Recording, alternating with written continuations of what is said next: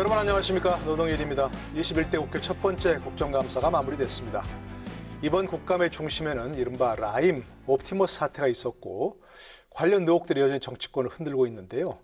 청와대와 여권 인사들, 현직 검사, 야당 정치인까지 관련되었고 로비를 했다는 주장이 나오면서 실체 규명을 어떻게 할 것인지를 두고 여야 간 대립이 거세지고 있습니다. 그래서 오늘은 라임 옵티머스 사태에 따른 혼란한 전국을 어떻게 풀어가야 할지 함께 토론해 보겠습니다.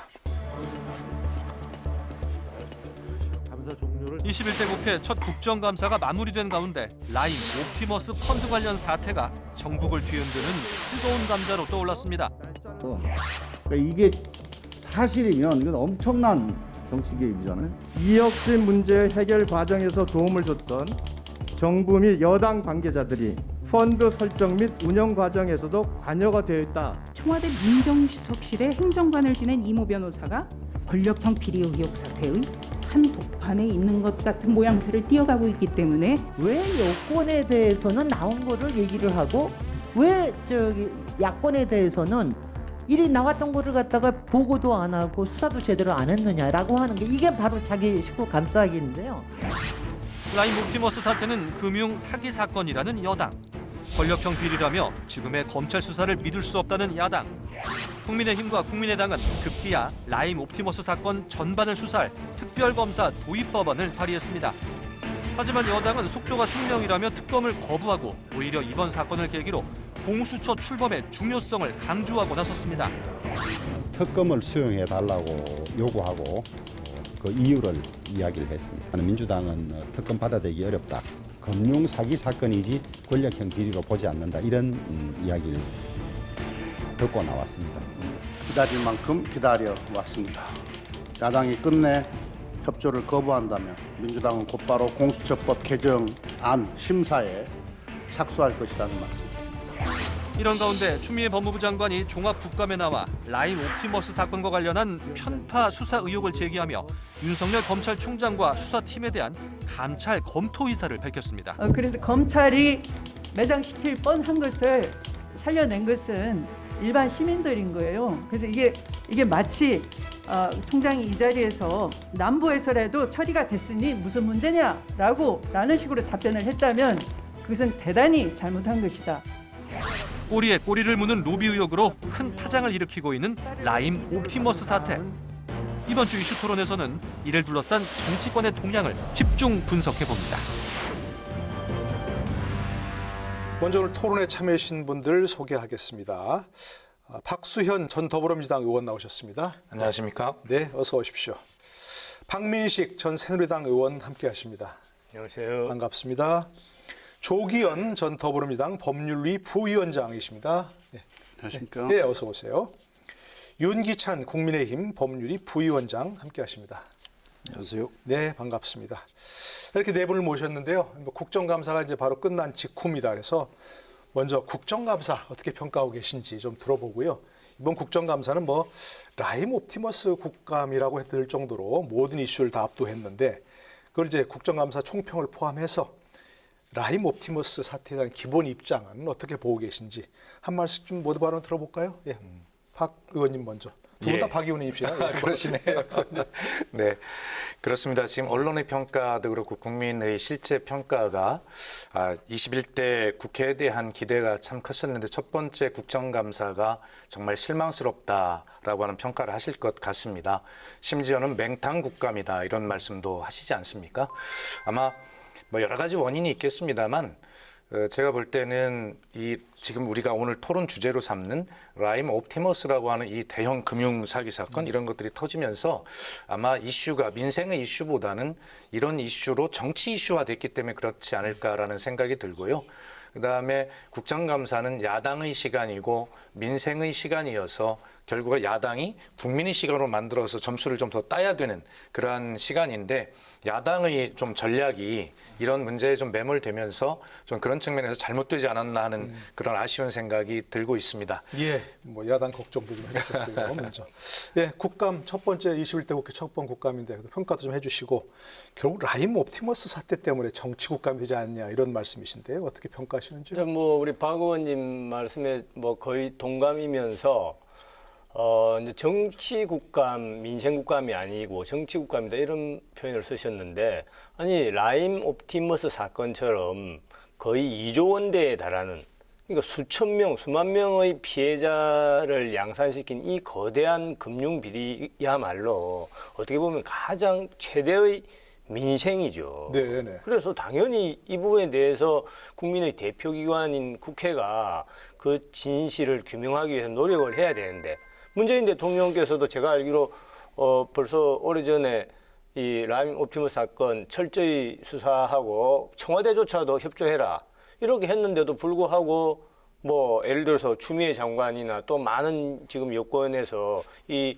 진실 규명을 위한 최소한의 첫걸음이라고 할 수 있는 국정감사에서의 증인 채택에 대해서 거의 다 거부를 했지 않습니까? 그러면은 많은 국민들 입장에서 여당에서는 이 라임 옵티머스 진상 규명을 위한 데 협조하지 않는구나, 뭔가를 숨기고 싶어 하구나라는 의심을 할 수밖에 없는 것이죠. 네. 대단히 안타깝게 생각을 합니다. 조기현, 윤기찬 두 분은 변호사시지만 이제 각 당의 법률위 부위원장이셨고 그런데 또 이시고 한데 어떻게 보셨습니까? 국감도 좀 잘 지켜보시면서 평가도 하셨겠죠? 예. 그거와 함께 라임 옵티머스 사태를 어떻게 파악하고 계시는지 좀 말씀해 주시죠. 예, 뭐 라임 옵티머스에 대해서는 지금 말씀들이 있으셨으니까 뒤에 간단하게 말씀드리고 예. 국감 전체적인 입장을 국민들의 시각에서 어떻게 보셨을까 이 부분을 좀 말씀드리고 싶습니다. 지금 박 의원님 말씀대로 라임 옵티머스가 뭐 굉장히 중요한 그 사건이고 서민들이나 국민들 입장에서 관심이 가는 것은 맞지만 네. 이번 국감의 이 코로나 이후에 포스트 코로나 시대 이후에 경제, 사회, 뭐 문화, 사회 전반 우리가 갖고 있는 위기를 어떻게 극복해야 되는지에 대해서 국회 차원에서 대책도 마련하고 국민들에게 정부가 잘못하는 것, 잘하는 것이 무엇인지 정확하게 지적해주고 이런 모습들이 나타났어야 되는데 전혀 그런 부분이 부각되지 않았다는 점에서 네. 지금 말씀드린 대로 매우 실망스러운 국정감사라고 보실 거라고 보고요. 라임 옵티머스 사태의 경우는 관심이 집중되고 여러 국민들이 명확하게 진실 규명을 하고 다시는 이런 사건이 발생되지 않을 문제 해결의 단초를 국회에서 좀 만들어주기를 기대했을 것으로 네, 당연하죠. 보이는데요. 네. 정치 공방 외에 실체적 진실에 접근하는 노력들이 많이 부족했다. 예, 그렇게 생각하고요. 그 부분에 대해서 이후에 좀 구체적으로 말씀드리겠습니다. 예, 알겠습니다. 윤기찬 부위원장께서는 어떻게 이 사건을 좀 파악하고 계시고 또 국감도 좀 평가해 주시고. 국감의 기능이 국민을 대신한 국회가 국정을 감독하는 기능 아니겠습니까? 그런데 이번 국감은 특이하게 행정부 내에서 뭐 장관과 총장이 서로 간에 뭐 갈등이라고 표현하면 뭐해도 하여튼 역할이나 여러 가지 이런 모습들을 드러내면서 이 국회에서 또 갈라져 가지고 한쪽은 법무장관을 편들고 한쪽은 또 검찰총장을 편드는 네. 초유의 사태가 벌어졌단 말이죠. 그래서 국회로서는 책임 공방을 떠나서 어쨌든 국정감시라는 기능을 조금 훼손시킨 게 아닌가라는 안타까움이 있고요. 그다음에 이제 이 금융범죄는 사실은 이 국민께 상당한 피해를 끼칠 수 있는 범죄 유형입니다. 그렇죠. 네. 그렇기 때문에 이것을 처음에 설계를 감독하는 금융위원회부터 이것을 추후에 감독하는 금감원, 그다음에 이런 문제가 발생했을 때 수사할 수 있는 검찰, 옛날 금융합동범죄 수사단 같은 경우에 이런 철저한 메커니즘을 구성해가지고 국회에서 이런 기능들을 활성화시키려는 질문들을 하고 감독을 해야 되는데 금융위에 대해서는 사실상 큰 지적이 없었던 걸로 보이고요. 네. 금융위원회가 등록하는 과정에서 좀 살펴봤다면 이 펀드 구성에 뭐 공공매출 채권 이런 것들이 얼마나 부실한지에 대해서 걸러낼 수 있을지 않았을까 이런 아쉬움이 좀 있고요. 네. 금감원도 사실은 집중적인 로비의 대상이 됐던 부분이 그만큼 펀드와 관련돼서는 큰 역할을 하고 있다는 거죠. 그러니까 금감원의 부분도 아쉽고 특히나 검찰 관련된 부분은 지금까지 수사력 약화를 초래한 여러 가지 조치가 있었음에도 불구하고 여기에 대한 반성 없이 누가 잘했느냐 갖고 싸웠다는 부분이 국민께 어떤 모습으로 비춰졌을까 하는 네. 좀 우려가 됩니다. 예, 그런 부분도 하나씩 다 짚어보도록 하고요. 우선 이제 다들 뭐 얘기하셨습니다만 이 사건, 라임 옵티머스 사건을 좀 어떻게 보느냐, 핵심적인 성격 규정이 좀 중요할 것 같습니다. 여권에서는 이제 뭐 여러 추미애 법무장관도 그렇고 금융사기 사건이다, 폰지 사기 사건이라고 얘기한 거죠. 뒷돈 대서 앞돈 갚는 이런 폰지 사건이다 이렇게 하고 있고, 야권에서는 권력형 게이트다 이거는 권력 핵심이 연관된 이렇게 보고 있습니다. 어떤 근거로 이렇게 보시는지 좀 들어봐야 되겠는데 먼저 야권의 얘기를 좀 들어보고 그에 대해서 좀 반론도 듣겠습니다. 아니 이제 기본적으로 어떤 실체를 파악하기 위해서는 제대로 된 수사가 진행이 되어야죠. 진행이 되고 난 뒤에 이제 이것이 뭐 단순한 금융 사건이다, 네. 아니면 권력형 사건이다 판단할 수 있겠죠. 지금은 여당이든 야당이든 자기들 입장에서 그냥 추측하는 것일 뿐이죠. 아직은 이르다. 그렇죠. 그렇기 때문에 제가 주장하는 것이 아까 더 말씀드린 바와 같이 문재인 대통령까지 이거 철저히 수사하라고 했지 않습니까? 네.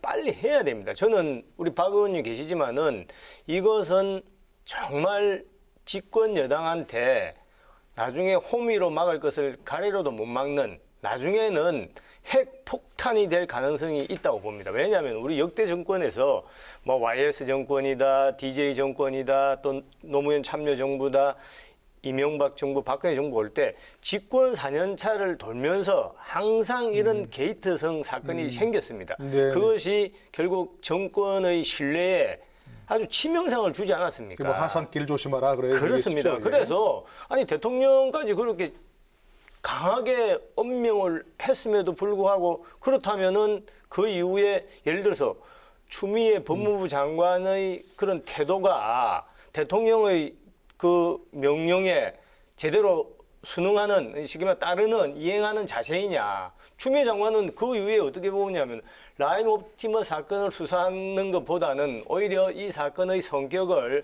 그냥 검사들 뭐 술 접대한 뭐 이런 사건으로 지금 시선을 돌리는데 급급하고 있지 않습니까? 네.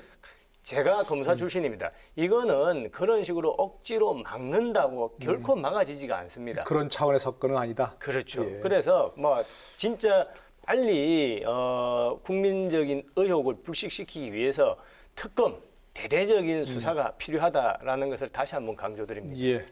이쪽 박 의원님의 말씀을 좀 들어봐야겠습니다. 우리 박민식 의원님 말씀에 전적으로 공감합니다. 어떤 점에서요? 신속하고 정확하게 진상 규명을 해야 된다는 것이죠. 그리고 이것은 다중의 서민의 피해가 있는 문제이기 때문에 빨리 신속하고 정확하게 진상 규명을 하고 범죄 수익을 환수하고 재발 방지 대책을 마련하는 것이 국회 정치권이 머리를 맞대고 해야 될 일입니다.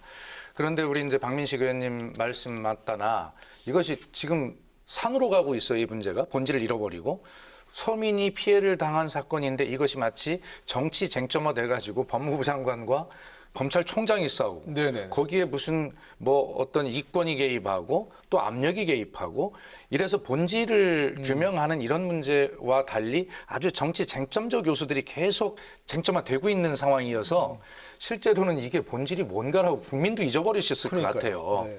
그래서 저는 지금 이제 말씀하신 대로 신속 정확한 진상 규명 아주 중요한데요. 여당으로서도 굉장히 필요한 일이지 않습니까? 네. 이것이 오래 이렇게 정치 쟁점화되면 여당이 계속 점수를 잃을 수밖에 없는 상황이에요. 그래서 저는 신속 정확하게 하자고 하시고 특검을 주장하시는 검사 출신 박민식 의원님 의견은 그건 좀 앞뒤가 안 맞다를 말씀드리는 것이 검찰에 일단 수사를 빨리 맡겨 놓는 것이 중요하다. 네. 아시다시피 특검을 하려면 적어도 내년 봄까지 이것이 이어질 겁니다. 지금 국민의힘에서는 특검안을 보더라도 시간이 굉장히 오래 걸리거든요. 그래서 이 문제는 빨리 현재의 검찰 수사를 신뢰하면서 신속하게 빨리 수사를 해서 어떤 결론을 내는 것이 중요하다. 그리고 그것이 부족하다면 그 뒤에 특검을 하는 것이지 특검이냐 뭐 지금 검찰 수사냐를 가지고 또 논쟁을 하다 보면 이 시간만 가고 우리 본질에서 자꾸 벗어나게 된다. 제가 말씀드립니다. 말씀하시죠. 지금 우리 박 의원님 말씀하신 대로 특검은 그러면 시간 끈다. 지금 있는 검찰 수사를 기다려보자라고 하시는데 아니 검찰에서 수사할 때 그 검찰 수사의 총책임자가 누굽니까?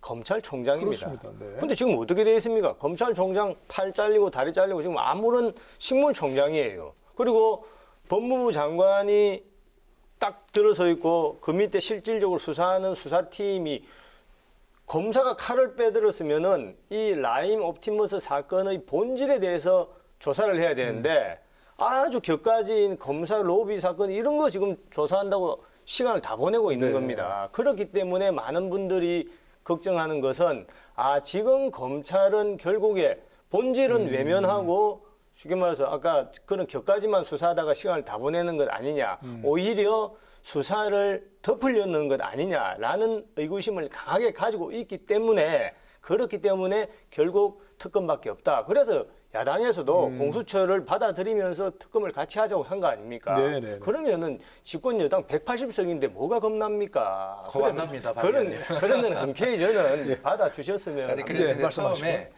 이제 그 김봉현 씨의 법정 증언이 나왔을 때 강기정 수석에게 5천만 원을 주었다도 아니고 5천만 원을 준다고 해서 이강세 전 광주MP 사장에게 돈을 주었다. 이 증언을 가지고 국민의힘이 권력형 게이트로 이 문제를 정의하기 네. 시작했단 말이에요.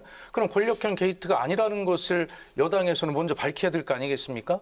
그래서 저는 아까 말씀하신 대로 다중의 어떤 피해, 서민의 피해를 밝히는 것이 또 구제하는 것이 본질이라면 이것을 권력형 게이트로 처음부터 그 어정쩡한 증언을 가지고 권력형 게이트로 그렇게 규정하고 나온 국민의힘의 전략이 결과적으로는 이것을 정쟁의 늪으로 빠뜨렸다. 네. 그러니 거기에 더해서 특검도 시간이 굉장히 오래 걸리니까 현재 박민식 의원님은 지금 여당이 주장하는 것들을 우리가 만드는 것이 아니고 권력형 게이트가 아니라는 것을 저희는 또 벗어야 되지 않겠어요? 그렇기 때문에 이 싸움이 시작이 됐는데 어쨌든 권력형 게이트가 아닌 것은 거의 뭐 다 드러나고 있는 것이니까 이제 검찰 출신이지 않습니까? 검찰 믿고 예. 검찰 수사로 빨리 밝히고 미진하면 특검을 하는 것이 맞다는 입장을 뭐 유지합니다. 특검도 부인하는 것은 아니지만 그렇습니다. 일단 지켜보자. 예. 검찰 수사를 먼저 이런 말씀이신 것 같고 두 분께는 아까 이제 윤 부위원장께서 얘기하신 그런 걸 좀 물어보고 싶습니다.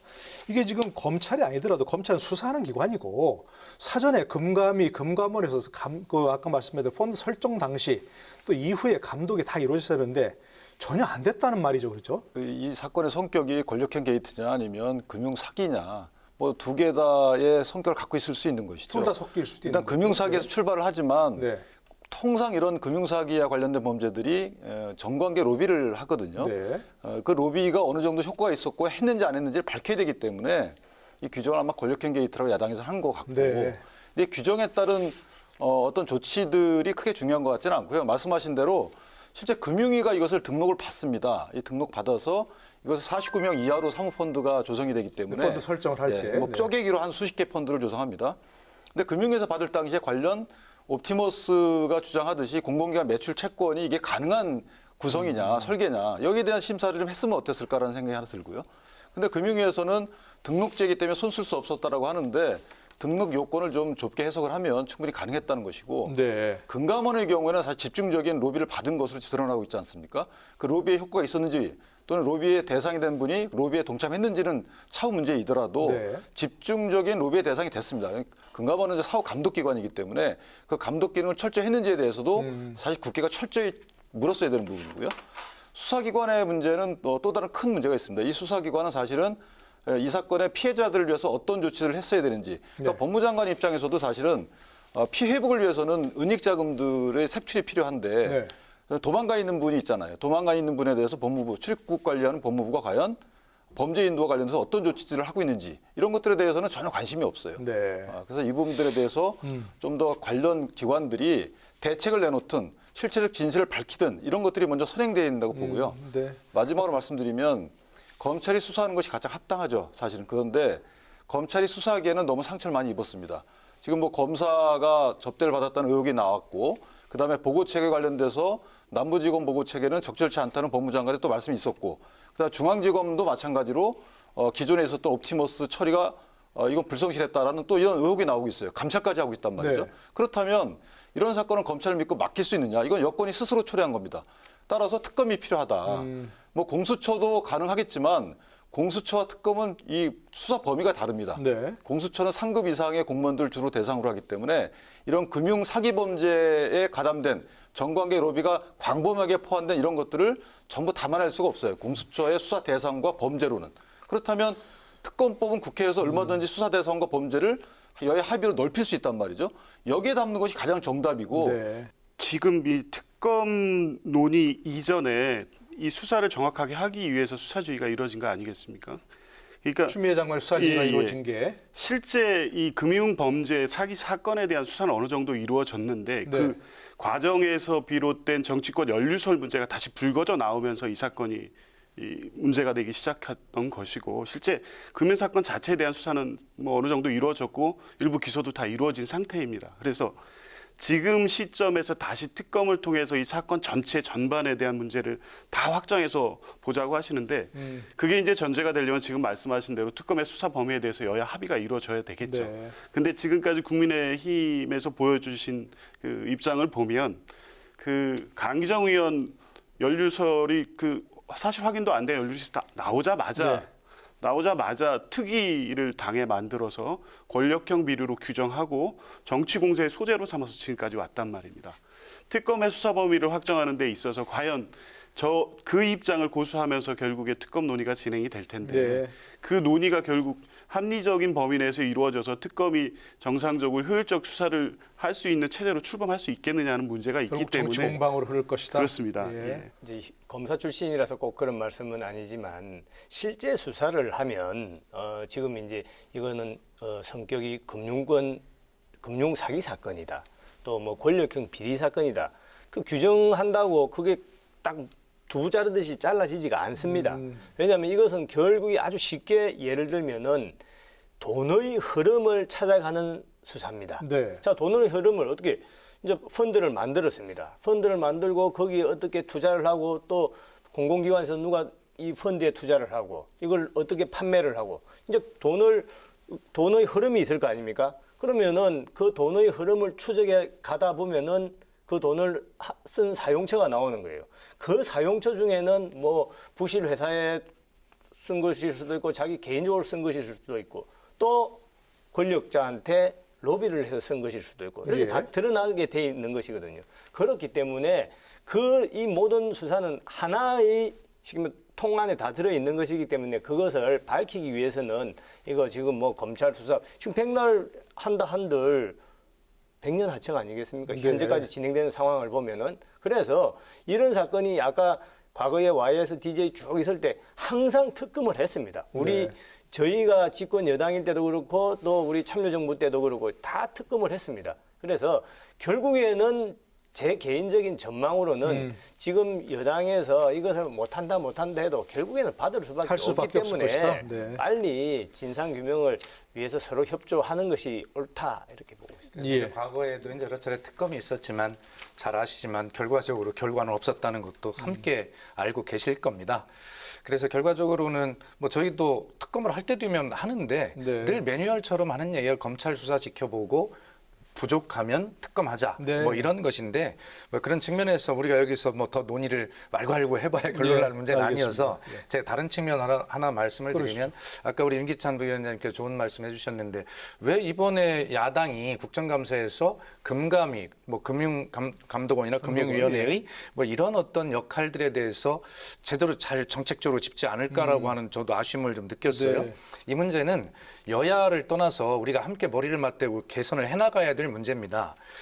왜 이렇게 사모펀드가 이렇게 뭐 활성화를 넘어서 이렇게 난리가 날 정도로 됐느냐면 사실 2015년에 어떤 규제가 대폭 완화된 것 아니겠습니까? 그래서 사모펀드 활성화를 위한 자본시장법 그리고 하위 법령 개정안들이 이제 됐는데 저는 이것이 2015년 박근혜 대통령 정부에서 이렇게 됐기 때문에 이렇게 됐다라는 걸 주장하는 것이 아닙니다, 결코. 그러면 그 이후에 이런 게 됐던 문재인 정부에 들어와서는 왜 이걸 정비를 못했을까라고 하는 것도 저희 책임 아니겠어요? 그래서 이제는 그럼 어떻게 해야 되느냐? 그럼 2015년의 그 수준으로 아까 윤기찬 부위원님 말씀하신 대로 뭐 지금 현재 등록제로 돼 있는 거를 인가제로 다시 돌아갈 거냐 아니면 뭐 범위를 어디까지 할 거냐 이런 부분들에 대해서 이제는 좀 우리가 논의의 초점을 모아가고 여야 간에 뭐 국정감사는 계속 못했다 하더라도 이제 그런 부분들을 빨리 제도 개선을 하고 그다음에 아까 말씀하신 범죄 수익의 환수나 뭐 이런 어떤 처벌 이런 문제는 빨리 검찰 수사를 통해서 동시에 투트랙으로 이 문제는 함께 해나가는 게 좋겠다 이런 말씀을 드립니다. 수사는 수사대로 해야 되고 그죠? 처벌할 사람 처벌해야 되지만 혹시 이제 이 과정에서 제도 개선의 필요성이 있으면 우리 국회에서 논의를 해야 되겠다 이런 얘기인데 자 문제가 지금 된 게 혹시 이제 김봉현 회장입니까? 전 스타모빌리티 회장이 이제 옥중 뭐 입장문입니까? 뭡니까? 편지를 이제 언론에서 공개하면서 문제가 됐죠. 현직 검사에게도 로비했다. 야당 의원에게도 이제 로비했다는 그런 얘기를 했는데 수사가 안 됐다. 이런 얘기를 하면서 이제 초점이 급격히 바뀌기 시작했는데 이런 폭로 내용 어떻습니까? 좀 믿어야 되는 건지 어떻게 보시면서 좀 아니, 실제로 좀 이제 어떤 생각이 드시는지요? 이제 그 수감되어 있는 사람의 진술은 이제 검사나 판사가 수사나 재판을 할 때 상당히 좀 한번 두 번, 세 번 신중하게 봅니다. 신빙성에 관해서? 신빙 낮게 보죠. 네. 왜냐하면 수감되어 있는 사람은 기본적으로 모든 관심이 하루빨리 석방되어야 된다. 그리고 자기 형량을 좀 낮게 받아야 된다. 라고 하기 때문에 자기의 유불리에 따라서 언제든지 진술을 많이 바꿉니다. 저도 실제 많이 경험을 해봤습니다. 예. 근데 거기다가 이 김봉현이라는 분은 제가 뭐 좀 쉽게 이야기를 하면은 이분이 지금 본인이 옛날에 뭐 민주화 운동한 사람이냐 또는 무슨 연예인이냐 약간 착각을 한 것 같아요. 본인의 옥중 서신하니까 마치 옛날에 김대중 대통령 옥중 서신 같은 네. 그런 이미지를 자꾸 풍기면서 그 서신 자체에 대해서 무게감을 많이 주는 거죠. 또 뭐 언젠가는 이제 전자보석으로 자기를 석방시켜 달라 뭐 이런 식으로 또 편지를 또 2차 편지를 보냈더라고요. 그러니까 거기에 대해서 추미애 현직 법무부 장관이지 않습니까? 법무부 장관이 이 수감되어 있는 아주 희대의 어떻게 보면 사기범이거든요. 금융 사기범의 현재 말 혐의자죠. 한마디에 예. 엄청 뭐 총장 지휘권을 발동하고 감찰을 하고 이렇게 하니까 뭔가 좀 시쳇말로 뭐 좀 무슨 사정 각본에 의해서 움직이는 것 아니냐 이런 의심도 좀 들고 예. 두 번째는 맨 처음에 이 사람이 이제 언론에 나온 것은 아까 우리 박 의원님이 이야기한 것처럼 법정에서 증언을 진술을 했죠. 했습니다. 네. 법정 증언이에요. 편지가 아니라. 네. 그러니까 법정 증언은 아시다시피 거짓말하면 위증으로 처벌받기 때문에 그렇습니다. 상대적으로 훨씬 신빙성이 있는 겁니다. 그 증언의 내용이 이제 강기정 수석한테 뭘 했다 이런 거 아니겠습니까? 그리고 그 무렵에 집권 여당의 뭐 어떤 의원이든 어떤 정치인이 또 실제 수감된 사람도 있고 그렇기 때문에 이제 이것이 집권 여당의 무슨 권력형 게이트 아니냐라고 의심을 하는 다가 이 사람이 갑자기 이제 옥중 서신을 낸 거예요. 뭔가 균형을 네네. 맞추기 위한 것 아니냐라는 우리가 생각할 때는 그러면서 뭐 야당에도 사실은 야당 뭐가 정치인에게도 있었다. 로비를 로비를 했다. 했다. 그리고 또 검사들한테도 뭘 했다라고 하는데 예. 현재까지는 네. 특별히 야당이나 검사에 대해서 아직 나온 게 구체적으로 없어요. 없는데 그래서 예. 수사가 제대로 이루어지지 않았다 이렇게 주장하는 건 어떻게 생각하십니까? 아니 그러니까 제가 말하는 거는 그렇게 그 사람의 진술이 뭐 옳다 그르다를 떠나서 네. 그 부분을 사실은 마음 먹으면은 뭐 제가 볼 때 한 일주일 안에 다 진상을 규명할 수 있는 복잡한 사건이 아닙니다. 근데 지금 우리 추미애 법무부 장관의 그런 행태를 보면은 네네. 저는 상당히 진상규명 의지가 있느냐 예. 약간 의구심을 가지고 예, 있습니다. 신빙성이 낮은 진술 바탕으로 해서 해와치 움직이는 건 바람직하지 않은 것이고. 그것도 예. 선택적으로 취사 선택을 하기 때문에 예, 상당히 예. 의구심을 가질 수밖에 알겠습니다. 없죠. 예, 저도 네. 김봉현의 어떤 입장문, 진술 이런 것들을 100% 믿어야 되는가에 대해서는 저도 좀 의아하게 의심이 생각을 있다. 합니다. 예. 뭐 그럴 수는 없죠. 그러나 그렇다고 해서 거기에 기록된 엄청난 것들에 대해서 검찰이나 법무부나 어떤 책임 있는 당국에서 사기꾼이 말이니까 신빙성이 없어라고 아예 무시한다면 그건 무책임한 것이죠. 네. 그 중에서 만약 하나라도 사실로 드러나면 엄청난 일이 될 내용들이지 않습니까? 그렇기 때문에 책임 있는 이 당국의 입장에서는 설사 그 정황상 신빙성이 낮더라도 하나라도 놓치지 않기 위해서 모든 것을 꼼꼼하게 사실이라고 가정하고 들여다봐야 될 책임이 있는 거예요. 확인 작업이 필요하다. 당연히 그렇습니다. 그리고 박민식 의원님 말씀대로라면 예를 들어서 법정에서의 증언 뭐 다 중요합니다. 그런데 그 증언을 정확하게 뭐라고 아까도 제가 말씀드렸습니다만 강기정 전 수석에게 주었다가 아니라 준다고 해서 줬다입니다. 근데 그것을 주었다라고 그렇게 그 사기꾼의 말을 그럼 거기서는 왜 그렇게 더 확대해서 믿고 권력형 게이트라고 야당이 했는가라는 것에 대해서 저도 이의를 제기할 수 있어요. 예. 네. 그러나 어쨌든 중요한 것은 지금 이 문제가 박민식 의원님 일주일이면 다 수사할 수 있다라고 하는데 그 내용 중에 보면 뭐 검사가 개입이 됐고 이제 부차적인 문제들이 나오니까 이제 복잡해지는 거 아니겠습니까? 근데 그걸 법무부 감찰과 동시에 하고 있으니까 그 부분만 추려내면 이 본질은 사실은 금방 할 수 있다 이런 말씀이 듭니다. 김봉현 씨가 보낸 그 뭐 했던 증언과 옥중 서신 이런 것들에 대해서 사실은 첩보로서의 기능은 있죠. 이걸 확인해 봐야 되죠. 마냥 무시할 수는 없습니다. 다만 이것을 받아들이는 그러니까 추 장관의 경우에 이것을 선별적으로 받아들였기 때문에 문제가 커진 거예요. 그러니까 강기정 수석이 5천만 원 그 건과 관련된 질의를 하자 이것은 거짓말 같다, 믿을 수 없는 사람 이런 취지로 말씀 주셨거든요. 그 이후에 야당 정치인과 검사들의 관련된 내용이 이제 공개되자마자 마치 이거 신빙성 있는 듯이 여기에 기초해서 이것만 기초해서 검찰총장 지휘권을 배제했어요. 네. 그러니까 이런 것들에 대해서 이제 여론이 볼 때는 이게 선별적으로 대응하느냐 같은 사람의 같은 말이었는데도 불구하고 이게 일단 가장 문제가 됐던 부분이고요. 네. 그다음에 김봉현 씨가 이런 말들을 하는 목적을 우리가 살펴봐야 될 부분이 이 사람은 이제 양형에서 일정 부분 유리한 양형을 받아야 되는 부분이고 은닉 자금이 있다면 그 은닉 자금을 들키지 않는 것이 또 유리한 겁니다. 네. 은닉 자금을 들키지 않으려면 의원님 말씀하셨듯이 사실은 자금 추적 과정을 무력화시켜야 돼요. 그러면 예를 들어서 그 자금 추적 과정에서 정치인들이나 뭐 관료들이 나올 가능성 때문에 양측에서 이걸 막고자 하는 그런 현상이 벌어진다면 일단 그것은 이 사람 입장에서 성공한 거죠. 두 번째로 이렇게 여론이 비등해지자 이것을 팔았던 판매 금융 증권 금융기관들이 뭐 50%를 보전해 주니 70% 보전하는 이런 식의 안을 내세우고 있단 말이에요. 근데 이 사람 입장에서 보면 두 가지 측면이 모두 성공하고 있는 거예요.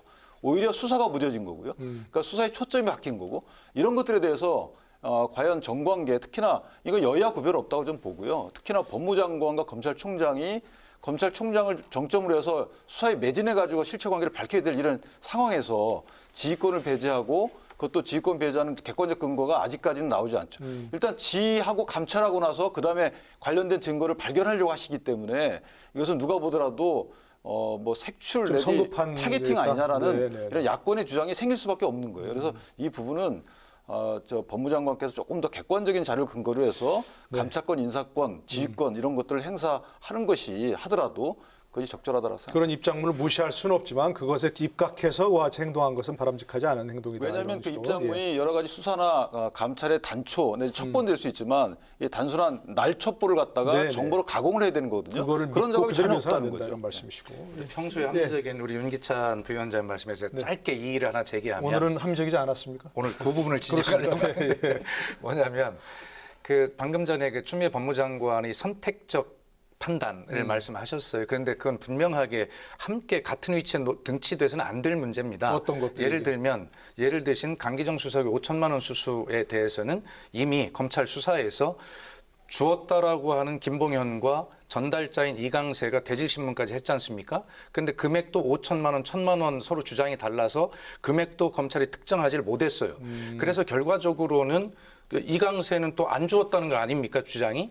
그래서 변호사법 위반이 적용된 거예요. 그것은 이미 검찰 수사에서 5천만 원 수수설은 분명하게 이미 결론이 난 사안이고 야권 정치인들, 이 정치인들 관련 문제는 처음 제기가 된 문제예요. 그렇기 때문에 이것을 결론이 난 것과 결론이 안 난 처음 나온 것을 같은 위치에 놓고 추미애 장관이 선택적 판단이다 이렇게 말씀하시는 부분은 조금 섭섭한 부분입니다. 제가 그 한 말씀만 첨언하자면 일단 맞습니다. 그런데 그 이강세 씨하고 김봉현 씨하고 그 진술 중에 물론 김봉현 씨가 강수석과의 직접적인 연관성은 없습니다. 그런데 이강세 씨가 갖다 줘야 된다라고 해서 갖고 갔다는 것이고 이강세 씨는 뭐 그런 적이 없다라는 것입니다. 그런데 이강세 씨의 진술 중에 처음에는 아예 그 해당 장소에 간 적도 없고 아예 돈 받은 적도 없다 그랬다가 간 적 있다. CCTV 이런 것들이 뭐 나오자마자 간 적 있다. 그다음 1,000만 원 받았다.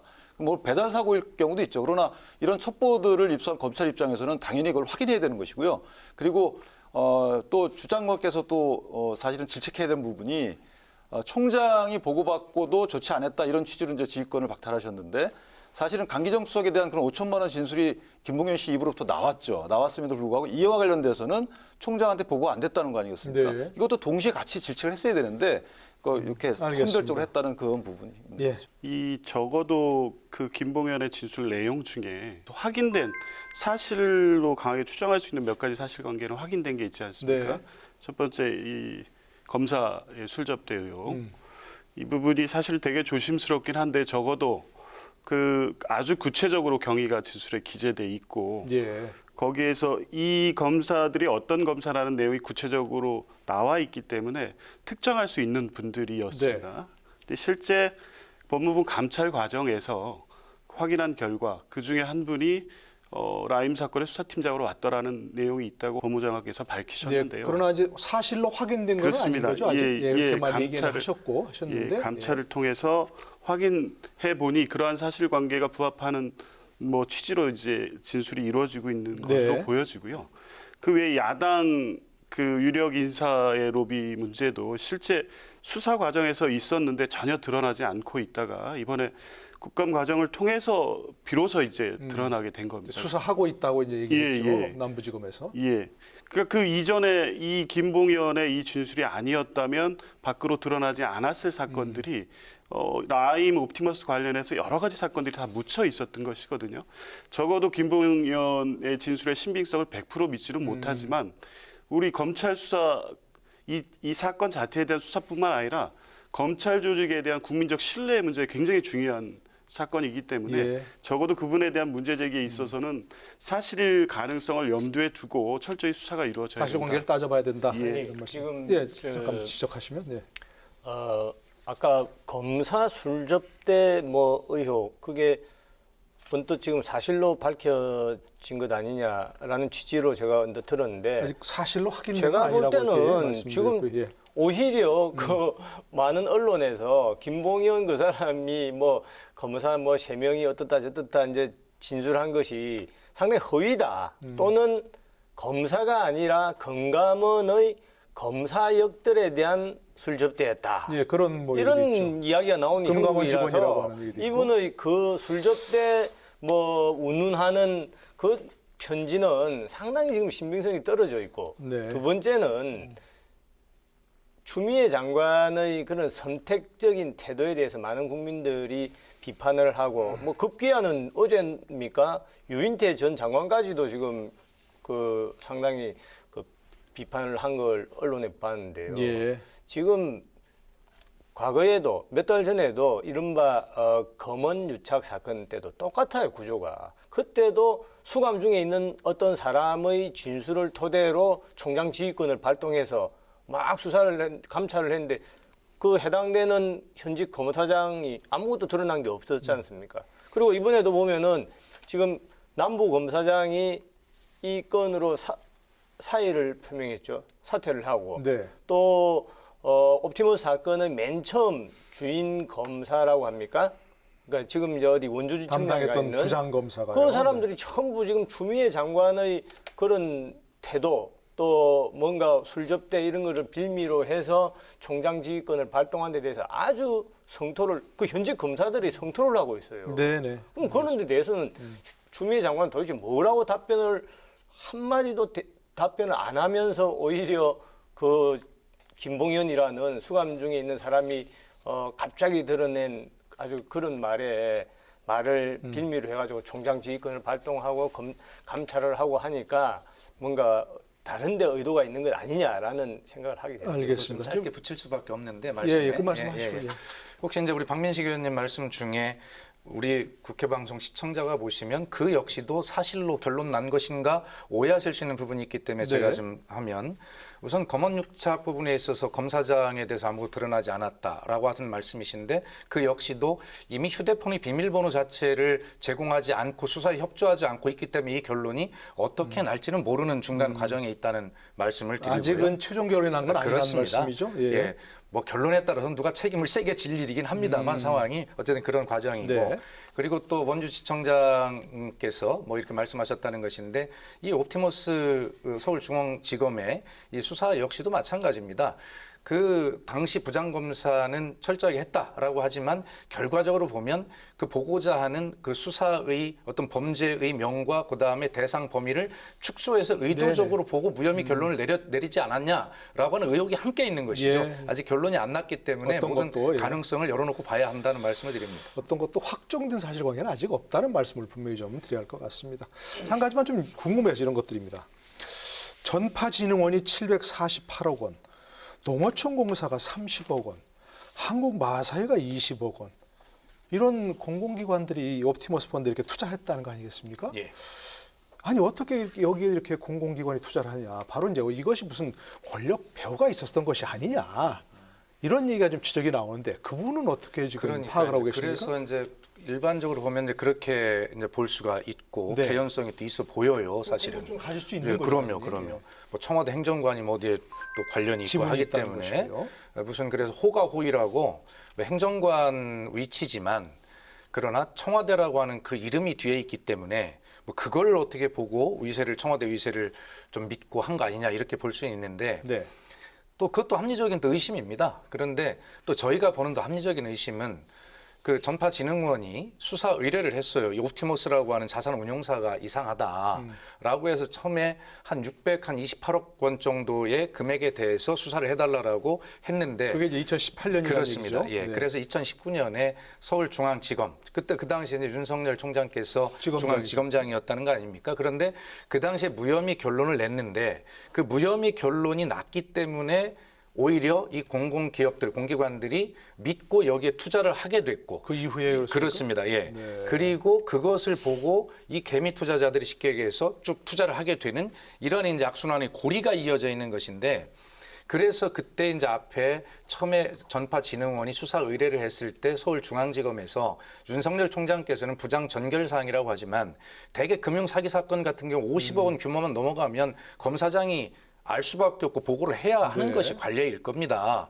그런데 이렇게 다중 사기 사건인데 그것을 보고를 안 했다. 적어도 수백억인데 그리고 이 사건을 무혐의 처리할 때 금액이 2,500억, 3,000억이에요. 네. 그리고 최종적으로 지금 와서 보면 한 5, 6천억대가 되는데 이러한 규모를 부장 전결로 처리하는 과정에서 혹시 그 실무진들이 이거를 로비를 받아가지고 축소해놓고 그리고 나서 검사장, 지검장에게 보고 안 한 것은 아닌지 이런 것들이 종합적으로 얽혀 있는 문제거든요. 검찰에서 그렇다는 말씀이시죠? 그럴 가능성이 네. 다 있다는 네, 것이죠. 네, 네. 예. 우선은 이제 이 사모펀드라는 것은 그 공모하고 다르지 않습니까? 그렇습니다. 아주 특정한 사람들, 보통은 재산가들, 자산가들이죠. 그래서 투자 액수도 뭐 상당히 큰 규모 10억씩, 20억씩 네. 이렇게 투자를 하고 그 투자하는 사람도 50명 이하, 49명 49 이렇게 이제 명까지만 자기들끼리 하는 이제 그건데 그렇기 때문에 한마디로 하이 리스크, 아주 고위험 상품입니다. 네. 그러면은 지금 말씀하신 전파진흥원, 진흥원, 예. 또 농어촌공사, 뭐 한국마사회다, 한국전력이다. 우리나라의 유수한 공공기관입니다. 그리고 그 공공기관의 다른 자금도 아니고 뭐 사내복지기금 이런 거예요. 그런 것을 그 아주 고위험 상품에 투자하는 사례는 거의 없습니다. 네. 거기는 무조건 투자 수익보다는 안전한 게 우선이에요. 그렇습니다. 예. 그리고 이 당연하죠. 전파진흥원, 물론 이 전파진흥원은 회수를 다 했습니다. 회수를 다 했습니다만은 이 전파진흥원의 그 공공기관의 규모에 비해서 약 800억 원, 700억, 800억 원이라는 돈은 상당히 큰 겁니다. 그러니까요. 근데 맨 처음에 투자를 어떻게 했냐? 이제 그 언론 보도에 따르면 이제 그 상품을 가져온 사람들이 이 전파진흥원 측에 투자를 유치하기 위해 설명을 할 거 아닙니까? 설명하는 자료가 뭐 한 페이지인지 두 페이지인지밖에 안 됐다는 그 정도로 허접한 설명 문구를 가져왔음에도 불구하고 전파진흥원에도 뭐 이사회도 있고 여러 가지 이 기금을 운용하는 절차가 있을 건데 어떻게 그렇게 쉽게 그 거액이 투자가 되었냐. 네. 그렇기 때문에 아까 말씀하신 것처럼 그 배후에는 이제 특정한 아주 권력이 센 누가 있었다. 그래서 한간에 이 네. 옵티머스의 대표인 이혁진이라는 사람 지금 미국에 도망가 있지 않습니까? 네. 그 사람 뭐 학교가 한양대학교를 나왔는데 누구하고 뭐 네. 연결이 돼 있다 이런 이제 소문이 있는 것이고 예, 그 그럼 사람이 뭐 얼마나 특정 학교도 아주 확정된 일은 전혀 아닌 그렇죠. 것이고요. 그 사람이 또 예. 얼마나 힘이 있었으면은 옛날에 뭐 물론 전과자라고 다 그건 아닙니다만 네. 상당히 그런 분인데 또 불구하고 문재인 대통령이 베트남 순방할 때 뭐 정식 순방은 아니죠. 그렇지만 어떻든 수행원으로 베트남까지 갔다. 가가지고 그 과학기술부 장관한테 감사를 요청하기도 하고 뭐 여러 가지 네. 그런 이제 의심이 있고 하나만 제가 말씀을 드리면 여기에 가장 중요한 것 중에 하나가 청와대 민정수석의 물론 행정관이기 때문에 네. 실무자지만은 민정수석실에 있는 그 행정관 부부 네. 한 분은 구속돼 있죠. 근데 한 사람이 옵티머스의 지분을 자그마치 약 10%를 보유하고 있다. 예.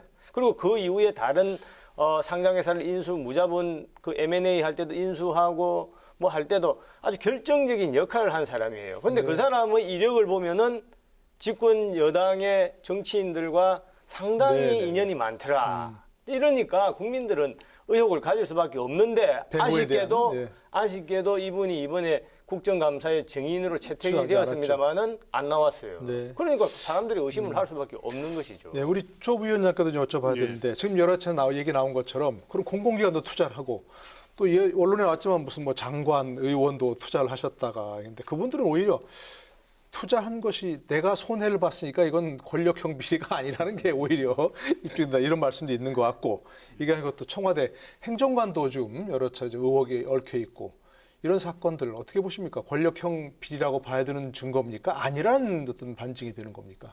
예, 지금 뭐 의원님께서 방금 말씀하셨는데 이제 주로 옵티머스 사건이 권력형 비리 사건을 규정할 때 늘 등장했던 게 이제 이혁진 씨의 네. 존재였습니다. 이제 도피 중인 분이죠? 예, 예. 네. 뭐 그 신변이 확보돼서 수사 대상도 아닌 상태인데다가 뭐 전직 그 유력 인사와의 뭐 학교 또 그리고 전에 그 여당의 후보로 출마했던 경력 네. 딱 여기까지입니다. 근데 실제 이 사건을 들여다보면 이 옵티머스의 자산 운영이 펀드 운영이 문제된 시점에서는 이혁진 대표는 지금 구속된 김재현 대표와의 경영 분쟁에서 밀려나서 실제 그 이 옵티머스 지금 문제가 된 펀드 설계 시부터 이미 배제돼 있는 상태였습니다. 네. 그리고 이 옵티머스 사건의 이 펀드 부실 운영의 문제 제기를 최초로 했던 사람이 또 이혁진입니다. 그러니까 이런 거를 보면 네. 지금 이 야권에서 특히 옵티머스 부분만 한정해서 말한다면 이게 권력형 비리로 보여질 만한 여러 가지 얘기들 중에 하나 이혁진의 존재 문제도 그렇고 네. 청와대 행정관이 이제 행정관급이 과연 이렇게 거대한 사기 사건을 주도할 수 있느냐에 대한 문제 제기가 되니까 이제 과거에 그 국정원 댓글 사건 시에 뭐 변호인으로 같이 있던 분들과의 관계 이제 이 정도가 사실 뭐 유력 인사와의 관계라고 나오고 있거든요. 근데 이게 실체적으로 그런 분들과의 관계에서 이 옵티머스 설계 허가 나중에 문제가 된 이후에 금감원 감독의 무마 이 단계에서 구체적으로 권력이 개입돼서 뭘 했다는 건 아무것도 드러난 게 없습니다. 네. 그래서 이 옵티머스를 현재 단계에서 권력형 비리로 보는 것은 좀 무리가 있다. 규정할 만한 어떤 단서도 없다. 이런 짧게만 말씀이시고요. 제가 붙이면 예. 박민식 의원님 아까 이제 이 사모펀드를 아주 고위험 펀드로 이렇게 규정을 하시면서 그럼에도 불구하고 이 공공기관들이 아주 짧은 시간에 네. 대규모 투자를 한 것이 뒤에 어떤 권력이 있지 않았냐라고 하는 합리적 의심을 해주셨는데 충분히 그럴 수 있다고 생각합니다. 그러나 왜 여기에 투자를 하게 되냐면 사모펀드가 고위험이긴 하지만 특히 옵티머스는 뭐냐면 이율은 낮지만 아주 안정적인 공공기관 매출 채권에 투자하겠다는 것을 목표로 하고 있는 것이죠. 예, 예. 그렇기 때문에 이율은 낮지만 사실 그 안정성을 보고 이제 투자를 했다라고 하는 이제 그런 또 다른 반론이 이제 네. 가능하다는 점도 함께 말씀을 드립니다. 문제가 뭐냐면 사실은 일반인들은 그럴 수 있어요. 이게 사모펀드가 폐쇄적이다 보니까 은행의 PB 이런 분들이 제안을 하거든요. 그럴 때 누구도 투자했다, 어디도 투자했다 이러기 때문에 상당한 공공성을 줍니다. 그것이 신빙성을 주고. 그다음에 이제 매출 채권 이 공공 매출 채권이라는 곳이 예를 들어서 전파진흥원의 기금운용본부장이 투자 결정을 하는데 네. 그분은 상당히 많은 지식이 있는 분일 거예요. 그렇지 않은 분은 거기 앉혔다면 그것이 문제일 테니까. 근데 이게 공공기관 매출 채권이라는 게 사실은 공공기관이 발주하는 공사를 맡았던 중소기업들의 대금 채권이거든요. 네. 그럼 중소기업들 입장에서 보면 대부분 나라장터라는 국가 그 시스템 안에 등재가 돼 있어요. 그럼 그분들은 쉽게 아주 저리로 은행에서 돈을 빌릴 수 있다는 겁니다. 네. 그럼 그분들이 이 본인들의 매출 채권을 팔 리가 없어요. 넘길 리가 없거든요. 이런 것들은 기금운용본부장 정도 되면 잘 아신단 말이죠. 네. 그럼에도 불구하고 알고 했다 그러면 큰 문제고요. 모르고 했다 그러면 그 능력 또한 참 웃긴 거죠. 그래서 이런 부분들이 문제가 되는 것이고 또 하나 이제 그 중앙지검의 옵티머스 수사는 사실 저도 아쉬움이 좀 있어요. 왜냐하면 네. 말씀드린 대로 매출 채권 이런 문제가 있다면 이것을 성지건설의 인수자본으로 쓴다. 네. 사모사채를 인수한다. 그럼 분명히 문제가 있었을 텐데 제안서의 큰 부분 차지하는 게 그 부분이었을 텐데도 불구하고 그런데 이제 그런 말씀하시는 것은 네. 그럼에도 불구하고 공공기관에 투자한 것은 뭔가 좀 의구심이 가는 게 있다 그런 말씀이신 건가요? 예, 그거 하나 하고요. 네. 그 중앙지검의 수사가 조금 더 적극적으로 됐으면 어땠을까라는 2018년도에? 아쉬움 하나 있습니다. 그것이 네. 비리라는 차원은 아니고요. 네네. 더불어서 청와대 공직기강도 문제가 있는 겁니다. 지금 말씀하신 이모 행정관이라는 분이 사실은 감찰을 받았어요. 네. 최강국 공직기강 비서관으로부터 감찰을 받았는데 아무 문제 없다고 나왔어요. 네. 그 뒤에 이제 이런 일이 벌어진 거기 때문에 사실은 검찰도 그런 아쉬움이 있지만 청와대도 사실 그런 공직기관 관리 차원의 큰 아쉬움이 있다. 네. 이런 부분들은 되돌아봐야 될 사안이에요. 2018년도 중앙지검에서 수사한 그리고 무혐의 처리한 것도 좀 문제 좀 아쉬운 부분이 있다는 그런 동의는 좀 이렇게. 근데 하나만 더 보태면 죄송합니다. 네네. 그 아쉬움을 처리하는 과정에서 네. 추미애 장관이 바로 감찰을 한 것은 지시했죠, 그거에 그건 대해서. 문제가 있는 겁니다. 왜냐하면 네. 수사사무감사는 이건 대검의 전속 사항이에요 원래. 수사사무를 감찰하는 것은 만약에 장관께서 예. 구체적인 사건에 지휘를 하기 위한 수사사무감사는 할 수 있어요. 그런데 이 사건처럼 이미 끝났잖아요, 사건이. 네. 그런 사건은 구체적인 수사 사건에 지휘를 할 수 있는 수사 대상이 아닙니다. 네. 그럼에도 불구하고 감찰을 한다는 것은 법에 어긋난다고 저는 보고 있습니다. 네, 네. 그 서울중앙지검에서 2018년에 처음에 전파진흥원의 그 수사 의뢰로 시작을 할 때 그 인수자금을 아주 기본적으로 하게 되는 계좌 추적만 해봤어도 이게 딱 나올 수 있는 건데 초기에 기초 수사를 굉장히 부실하게 했다. 네. 이런 부분들에 대해서 이제 공감을 해주시는 것 같고요.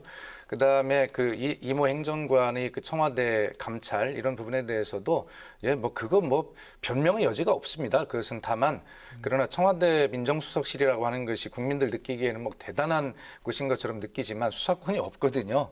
그래서 실제 대단하지 않습니까? 그렇지 않습니다. 그렇습니까? 저도 대단하게 여기고 있는데. 네, 검증을 받아보지만 네. 이제 본인이 체크해서 낸 서류 네. 그리고 개인정보 보호의 이용에 관해서 네, 이제 네. 동의하는 거 네. 그래서 서류를 몇 장 떼보는 것인데 수사권이 없기 때문에 본인이 네. 체크하지 않으면 알 수가 없는 부분들이 있고요. 근데 그 부분에서 감찰을 해봤다는 거 아닙니까? 지금 윤 예, 그러니까 부의장 얘기는. 그런 것들이 결과적으로 수사권이 없기 때문에 본인이 아니라고 하면 아닌 것이고 아, 네, 네. 그래서 이제 그렇다 하더라도 집권당에서 일어난 일이고 청와대 민정수석실 행정관이 관련된 일이니까 되돌아봐야 한다는 말씀에 동의한다는 예. 그런 의견을 드리는 겁니다. 예. 제가 말씀하십시오. 30초 말씀드리면은 네.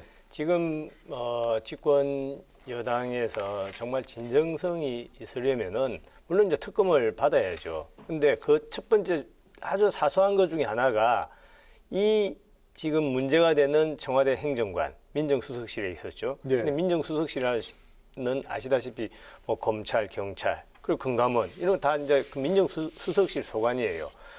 행정관이라서 말단 직원이라고 생각하면 큰 오산입니다. 네. 그래서 이 사람이 어떤 핵심 중에 한 명이기 때문에 이 사람이 어떤 경위로 청와대 민정수석실에 들어가게 되었느냐. 네, 네. 그러니까 이제 과거에 아까 무슨 변호인을 같이 했다, 또 뭐 당무감사위원을 했다, 여러 가지 한간에는 아주 그 실세 정치인들과 오랜 인연을 가지고 있다 이렇게 보고 있지 않습니까? 여기다가 네. 하나만 더 추가드리고 싶은 것은 어떤 그 재판에서 뭐 언론에서입니까? 모 행정관이 청와대가 지금 문재인 청와대가 금융권을 꽉 쥐고 가기 위해서는 유모 국장을 꼭 살려야 된다. 이런 말이 있었다고 합니다. 이제 언론에 많이 나온 이야기죠. 근데 그 유모 국장이라는 분이 잘 아시다시피 이런 것을 총괄했던 금융위의 정책국장을 했어요. 네. 그래서 그 시기가 알겠습니다. 사실은 뭐 겹치는 부분도 있고 또 안 겹치는 부분도 있지만은 이제 한간에 이런 의혹의 시선이 계속 피어오르기 때문에 네. 진정성이 있다라고 하면은 궁극적으로는 빨리 특검을 받아들여야 특검, 되고 예. 그리고 알겠습니다. 작은 출발 하나가 뭐냐면은 이런 행정관 부분에 대해서 많이 의혹을 가진 어떻게 해서 청와대 민정수석실에 들어갔냐. 그리고 이 사람이 왜 또 국정감사 증인으로 채택되는데 나오지 않았느냐. 이런 부분에 대해서 좀 선뜻 납득할 수 있는 조치를 하는 것이 옳다. 알겠습니다. 예. 이렇게 붙이면 예, 윤석열 짧게 총장에 대한 법무부 장관이 수사 지휘 발동, 수사의 배제라고 하는 것이 이 모든 전반에 걸쳐서 배제된 것이 아니거든요. 굉장히 제한적인 부분에 대해서 했기 때문에 윤석열 총장 믿고 검찰 수사를 해도 전혀 실체를 밝히는데 문제가 없다 말씀드립니다. 알겠습니다. 과제가 많죠. 이 사기 사건 전모를 우선 밝혀야겠죠. 그렇습니다. 처벌할 사람 처벌해야 되고요. 그리고 이제 혹시 또 남은 돈이 있으면 찾아가고 피해자를 구제를 해야 될 거고, 또 아까 지적을 하셨지만 또 나아가서 넓게 또 제도 개선도 필요한 부분이 있으면 따져봐야 될 것 같고요. 그런 부분 포함해서 뭐 좀 짧게 핵심적인 부분만 짚어주시면서 마무리 발언을 좀 드릴 것 같습니다. 한 30초씩 드릴까요? 윤기찬 부위원장부터 좀 부탁드릴까요? 저는 법무부가 법을 가장 적절하게 잘 지키는 이런 그 행정이 됐으면 좋겠다라는 취지고요. 네. 이번 사모펀드 관련해서는 이제 이 사건 수사가 철저히 돼야 되지만 말씀하신 대로 또한 사모펀드를 위축시키는 부분도 문제가 있거든요. 그래서 제도 개선 차원도 좋고 그렇지만 더욱더 감독 기능의 실질화가 더 중요하다. 감독 기능을 제대로 못하면 반드시 처벌이 뒤따라야 된다. 네. 그래서 무늬만 있는 감독 기능 대신에 실질적인 감독 기능을 할 수 있는 금감원의 대대적인 개편이 필요하다. 그 의미를 포함해서 이렇게 생각합니다. 그것도 중요한 말씀 지적하셨고요. 예, 조기현 부위원장님의 마무리 발언 들을까요? 예, 무엇보다 이미 이제 수사지휘권이 발동이 돼 있고 관련된 수사나 감찰 절차가 진행이 되고 있습니다. 이 라임 사건 관련해서 문제가 있는 사건에 관련해서는 검찰 수사를 좀 믿고 지켜보는 게 지금 맞는 시점이다라는 것이고요. 이 라임 옵티머스 사건의 발단이 된 게 아까도 말씀하셨던 2015년에 자본시장법 개정 이후의 문제였습니다. 이때 뭐 규제를 대규모로 완화한 것의 문제도 있고 사후 감독권에 대한 제도적 장치가 마련되지 않았던 문제점들이 이번에 지적되고 있기 때문에 차제의 이런 부분에 대해서 문제가 된 부분에 대해서 법 개정을 통해서 다시는 이런 문제가 발생되지 않도록 하는 것이 지금 중요한 문제다 이렇게 보고 있습니다. 예, 국회도 좀 주목해야 할 그런 부분이라고 생각이 되고요. 황민식 의원께서도 마무리 발언 부탁드립니다. 두 번, 세 번 강조하지만 이런 초대형 사건은 감춘다고 덮는다고 덮여지지가 않습니다. 문재인 대통령도 벌써 라임 옵티머스 사건에 대해서 엄정하게 수사하라라고 지시를 하셨는데 지금 보면 대통령의 지시를 법무부 장관이 어기는 건지 무시하는 건지 아니면 대통령의 지시 자체가 진심이 없는 건지 상당히 의심스럽습니다. 역대 정권에서 꼭 이런 사건 때문에 결국 자기 발등을 찍었습니다.